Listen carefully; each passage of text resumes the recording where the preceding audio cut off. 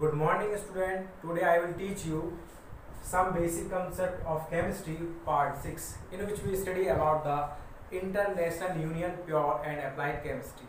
Last part में हमने बताया था C1, C2, C3, C4 इनकी नेमिंग कैसे करेंगे, इनका नाम क्या हुआ है। C1 के लिए मैथ लिखा था, C2 के लिए एड लिखा था, C3 के लिए प्रॉब लिखा था। आई होप कि आप सब ने वो याद कर लिया होगा, क्योंकि वो जब आपको याद होगा उसी के बाद हम नेक्स्ट स्टेप को सीख सकते हैं। अगर वो याद नहीं है तो हम नेक्स्ट स्टेप सीख नहीं सकते।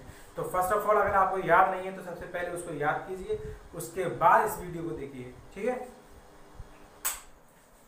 तो इसमें हम सबसे पहले लेंगे एल्केन को। किसको लेंगे? एल्केन को। इसमें सिर्फ आपको 3 पॉइंट याद रखने हैं और जब आपको 3 पॉइंट याद हो जाएंगे बस आपका आईपीएससी आ जाएगी। 3 पॉइंट क्या याद रखने हैं कि इसका जो फॉर्मूला है वो क्या है, CnH2n+2। What is the formula of alkene? CnH2n+2। इतना सिर्फ याद रखना है। यहां जो n है, n का मतलब है number of carbon atom. n क्या है यहाँ पे? Number of carbon atom.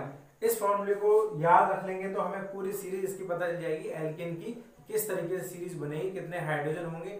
और सिंपल तरीका यह है, सिर्फ आप इतना याद रखना है एल्केन में कि जो हाइड्रोजन का नंबर होगा वो कार्बन के नंबर से दुगने से 2 ज्यादा होगा। कितना होगा? दुगने से 2 ज्यादा होगा। सुन लीजिए कान खोल के, क्या होगा? दुगने से 2 ज्यादा। अगर C2 है तो H कितने होंगे? 2 2 4 + 2 6 होंगे। अभी हम देखेंगे क्या होगा। सेकंड पॉइंट जो याद रखना वो ये है, यूज सिंगल बॉन्ड। एल्केन है आपका तो आपको कौन सा बॉन्ड यूज करना है? Single bond. किस किस के बीच में? कार्बन कार्बन के बीच में आपका कौन सा बॉन्ड आएगा? सिर्फ और सिर्फ सिंगल बॉन्ड आएगा, डबल बॉन्ड ट्रिपल बॉन्ड नहीं आएगा। क्या आएगा? सिर्फ और सिर्फ सिंगल बॉन्ड आएगा कार्बन कार्बन के बीच में, ठीक है।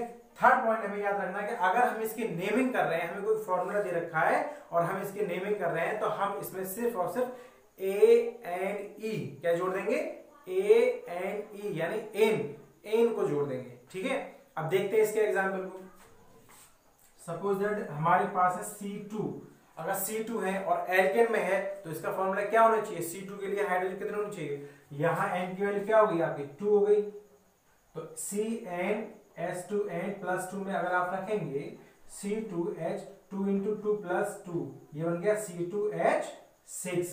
कहा था ना आपसे दुगने से 2 ज्यादा, डबल जो होगा उसमें 2 प्लस और कर दीजिए तो आपके नंबर ऑफ हाइड्रोजन आपके आसानी से निकल आएंगे। अगर C2 है तो H कितने होंगे आपके?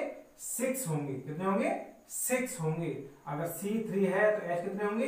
तो आपको सिर्फ 3 का टेबल, 3 2 जा 6, 6 + 2 8। तो C3 है तो H कितने होंगे?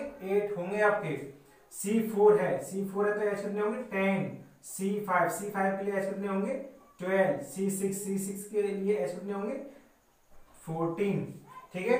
दुगने से 2 ज्यादा होंगे और कुछ नहीं करना। आप सपोज दैट ये फॉर्मूले आपको दे रखे हैं, आपसे पूछा है कि इसका आईपीएससी नेम बताइए। क्या बताना है? आईपीएससी नेम बताना है आपको, ठीक है। बहुत सिंपल है, सिर्फ हमें क्या देखना है? नंबर ऑफ कार्बन इसमें कितने हैं। आप देख सकते हैं कि इसमें नंबर ऑफ कार्बन जो है वो कितने? 2 है। 2 के लिए क्या बताया था? क्या लगाना है आपको? मैथ या एथ? क्या लगाना है? एथ लगाना है आपको। तो सबसे पहले हमने क्या लिख दिया? एथ लिख दिया, क्योंकि यहाँ पे हाइड्रोजन की जो संख्या है वो दुगने से 2 ज्यादा है, इसलिए हम इसमें क्या जोड़ देंगे? ANE। क्या जोड़ देंगे? ANE जोड़ दीजिए प्लस ANE, तो ये हो जाएगा ईथेन। क्या हो जाएगा आपका? ये हो जाएगा आपका ईथेन। आ रहा है समझ में? बहुत सिंपल है। आप इसके नेक्स्ट वाले फॉर्मूले को देखिए, C3H8 क्या है आपका? C3H8। C3 के लिए क्या आएगा आपका? प्रोप। Yes, prop. और प्रोप में क्या जोड़ देना है आपको?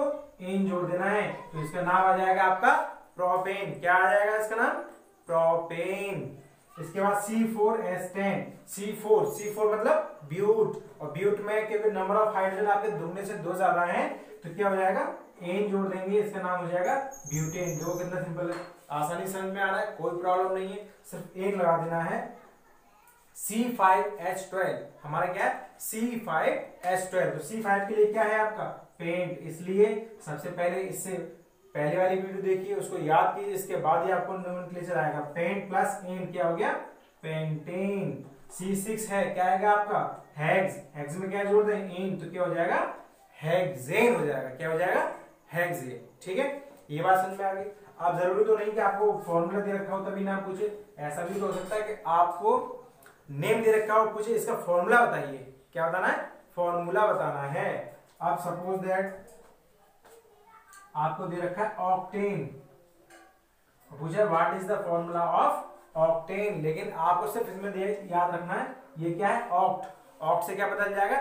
Number of carbon. ऑक्ट में कितनी कार्बन होती है? C8। कितनी होती है? C8।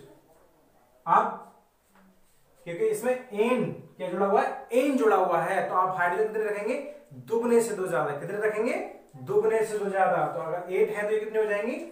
8 2 16 प्लस 2 18। तो फॉर्मूला निकल आया। कोई प्रॉब्लम? कुछ प्रॉब्लम नहीं है। अब इसके बाद देखिए सपोज दैट हमें लिखना है पेंटेन का। पेंटेन का फॉर्मूला लिखना है हमें, तो क्या करेंगे? पेंट में नंबर ऑफ कार्बन कितनी आती है? तो पेंटेन में आपकी नंबर ऑफ कार्बन आती है 5। कितनी आती है? 5। ठीक है, अब ये 5 है तो इसमें नंबर ऑफ हाइड्रोजन कितनी आएंगी? दुगने से दो ज्यादा। कितनी आएंगी? दुगने से दो ज्यादा कर दीजिए। कितना हो गया? C5H12। बहुत सिंपल है, कुछ नहीं करना, सिर्फ आपको इतना याद रखना है कि इसमें नेमिंग में क्या ऐड करना है? इन जोड़ना है आपको। ठीक है, और अगर फॉर्मूला लिखना है तो नंबर ऑफ हाइड्रोजन कितनी याद करनी है? दुगने से दो ज्यादा। ठीक है, तो कोई भी आप चाहे फॉर्मूला दे रखा हो तो आप उससे नेमिंग कर सकते हैं, और नेम दे रखे हैं तो उससे आपको फॉर्मूले भी आप लिख सकते हैं। अब यहां हम एक चीज और डिस्कस करेंगे, स्ट्रक्चर ऑफ कंपाउंड। ये जो कंपाउंड है ऑर्गेनिक, इसके स्ट्रक्चर्स को और डिस्कस करेंगे। इसको डिस्कस करने से पहले सबसे पहले हम डिस्कस करेंगे कार्बन की valency. What is the valency of carbon? तो वैलेंसी निकालना बताया था, 6 होता है 2,4। तो इसकी वैलेंसी कितनी हो गई? वैलेंसी होती है कार्बन की 4। What is the valency of carbon? 4। ठीक है, इतना याद रखना है अब आपको नोमेनक्लेचर में, क्योंकि ये ऑर्गेनिक केमिस्ट्री है, इसमें कार्बन तो आपको आना ही आना है। ठीक है, सपोज दैट आपको दे दिया CH4 और पूछा कि बताइए इसका स्ट्रक्चर क्या होगा? क्या होगा? स्ट्रक्चर पूछा है, तो हमने सिर्फ एक कार्बन बनानी है। अब हमें पता अपने माइंड में है कि इसके जो वैलेंसी होती है वो कितनी होती है? 4 होती है। कितनी होती है? 4 होती है। तो और हाइड्रोजन, अब हमने इसका इस पॉइंट का यूज करना है, use single bond between carbon carbon. तो कार्बन तो एक ही है, मतलब ही नहीं कि उसके दूसरे को यूज करें। तो जितने भी हाइड्रोजन है सब इससे सिंगल बॉन्ड से ऐड हो जाएंगे। ठीक है, ये हो गया स्ट्रक्चर ऑफ CH4। ये तो सिंपल था, आप कहेंगे कि सिंपल तो बता दिया। अब ये देखिए C3H8, इसको हमें करना है। क्या करेंगे? सबसे पहले आपको कुछ नहीं करना है, कार्बन को ड्रॉ कीजिए। 3 कार्बन ड्रॉ कर दी। अब हमें पता है एल्केन में क्या आता है? कार्बन कार्बन के बीच में सिंगल बॉन्ड आता है। कौन सा बॉन्ड आता है? Single bond. तो ये लगा दिया हमने सिंगल बॉन्ड। अब बताइए कार्बन की वैलेंसी कितनी होती है? 4। ठीक है, यहां ऑलरेडी 1 वैलेंसी कंप्लीट हो चुकी है। कितनी वैलेंसी रह गई?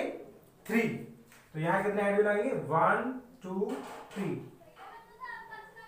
ठीक है, अब ये बीच वाले जो कार्बन है इसमें कितने हाइड्रोजन आएंगे आपके? 2, क्योंकि इसकी एक वैलेंसी ये कंप्लीट हो गई, एक वैलेंसी ये कंप्लीट हो गई। कितने आएंगे? 2 1 2।